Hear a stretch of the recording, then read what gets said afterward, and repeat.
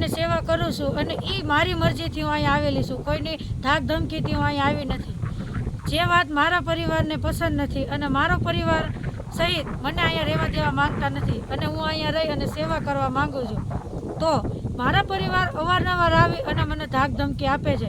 અને ગઈ 25 તારીખે તો મારા પરિવારે હદ કરી નાખી.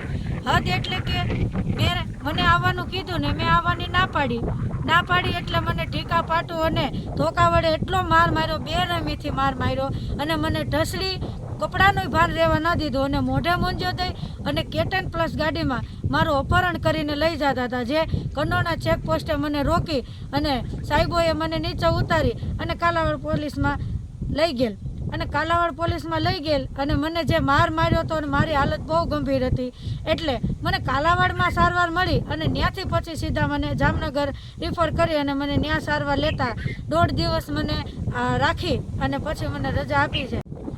એટલે અવારનવાર આવી બધી ધમકીથી હું ડરી ગયેલ છું. એટલે સરને, પોલીસ સરને એટલી જ વિનંતી છે કે અમને અહીંયા બંદોબસ્ત આપે, કારણ કે મારા પરિવારજનોની સંભાવના છે અને હજી બીજી વાર આનાથી મોટો હુમલો કરે એવી મને શક્યતા છે ને એવી દહેશત છે.